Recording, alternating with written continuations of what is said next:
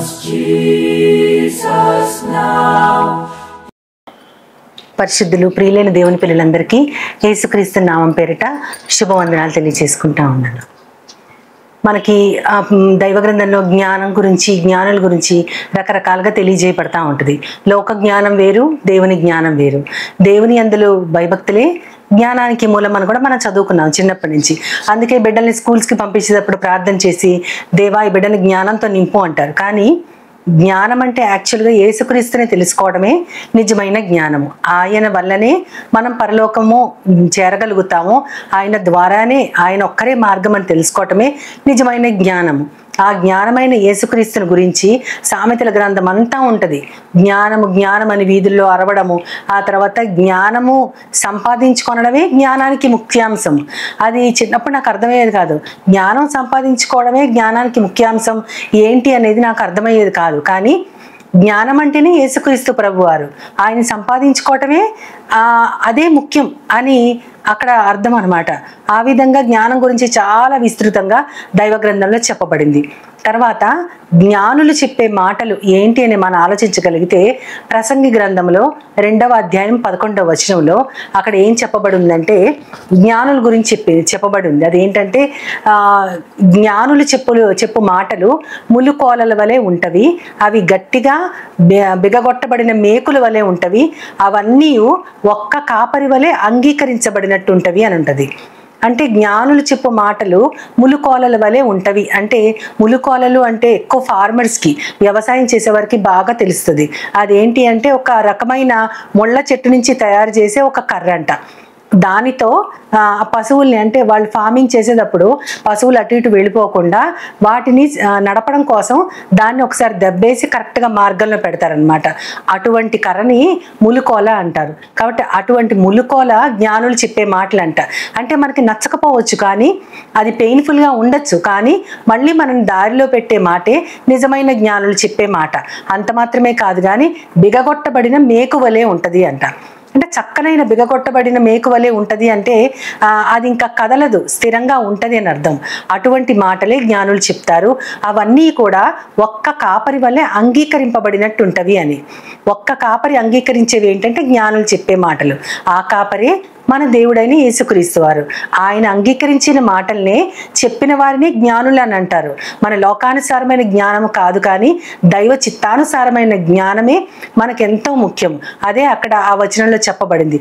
దానిని అంగీకరించే మన కాపరి అది మనల్ని బాధ పెట్టినా సరే సరి అయిన మార్గంలో నడిపించేటటువంటి ఒక ములుకోల వలె ఉంటుందని. ఆ ములుకోల అనగానే మనకి అపోస్తల కార్యాల గ్రంథంలో పౌలు గారు అంటారు కదా, నేను సౌలుగా ఉన్నప్పుడు మార్గ మధ్యంలో వెలుగుని చూడలేక పడిపోయినప్పుడు ఒక వాక్యము నాకు వినపడింది, ఆకాశంలో నుంచి ఒక స్వరము గంభీరంగా వినపడింది, నన్ను ఎందుకు హింసిస్తున్నావు, నువ్వు ములుకోలలకి ఎదురు వెళ్ళటం అసాధ్యం అని చెప్తారంటే అది మనల్ని గుచ్చినప్పుడు మనం ఏంటంటే దాన్ని తన్నుకుంటా ముందుకు వెళ్ళిపోలేము. అది ఏ దారి చూపిస్తో ఆ దారిలో నడవాలని. అటువంటిది జ్ఞానుల మాటలు. అట్లాంటి జ్ఞానం యేసుక్రీస్తుది. ఆయన శరీరధారిగా వచ్చారు. ఆయన శరీరధారగా వచ్చినప్పుడు ఆయనే జ్ఞాని. కాబట్టి యాకోబు గారు రాసిన పత్రికలో 3వ అధ్యాయం 17వ వచనంలో ఆయన జ్ఞానం గురించి చెప్పబడి ఉంటుంది. పైనుండి వచ్చి జ్ఞానము అని ఉంటుంది. పైనుంచి వచ్చిన జ్ఞానం యేసుక్రీస్తు వారే. ఆయనే జ్ఞానం కాబట్టి కొన్ని లక్షణాలు చెప్పారు అక్కడ. పైనుండి వచ్చి జ్ఞానము మొట్టమొదట పవిత్రమైనది, మృదువైనది, సులభముగా లోబడినది, సమాధానకరమైనది, కనికరము కలిగినటువంటి ఫలములతో నిండుకొనినది, పక్షపాతమైనను వేషధారణైనను లేనిది. ఇవన్నీ కూడా యేసుక్రీస్తు వారికి ఉన్నవి.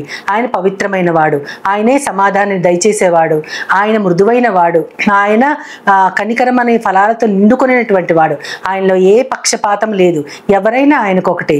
ఆ తర్వాత ఆయనలో ఎటువంటి వేషధారితనం కూడా లేదు. అటువంటి జ్ఞానం యేసుక్రీస్తు వారిది. ఆ జ్ఞానం మనకందరికీ కలగాలని దేవుని మనస్ఫూర్తిగా కోరుకుంటూ, దానియేలుకు కూడా దేవుడు ఎంతో గొప్ప జ్ఞానం ఇచ్చారు. ఆ జ్ఞానాన్ని బట్టి ఆయన కళ గురించి కూడా దేవుడు రాజుగారు చెప్పలేకపోయారు.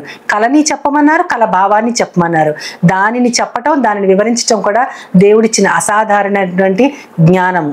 అటువంటి జ్ఞానము దేవుడు మనందరికీ దయచేసి ఆయన యొక్క మార్గాన్ని మనము స్పష్టంగా అవగాహన చేసుకుని మిగతా వారిని కూడా ఆ మార్గంలో నడిపించడానికి మనము కూడా ఆయన వెలుగుని మన మార్గాల మీద ప్రసరింప చేసుకోవడానికి దేవుని సహాయం కోరుకుంటూ చిన్న ప్రార్థన చేసుకుందాం. ప్రేమ నమ్మకము గల నా ప్రియ పరలోకపు తండ్రి, పైనుంచి వచ్చే జ్ఞానము పవిత్రమైనది, కనికరమైనది, సులభంగా లోబడినది, మృదువైనది, ఇంకా ప్రభు కనికరం అనే ఫలాలతో నిండినది, పక్షపాతము లేనిది అని మీరు చెప్పారు ప్రభు. అంతేకాకుండా జ్ఞానులు చెప్పే మాటలు కూడా ఎంత దృఢమైనవో అది మాకు నొప్పి కలిగించినా సరి అయిన మార్గంలోకి మమ్మల్ని లీడ్ చేస్తాయని కూడా మీరు చెప్పారు.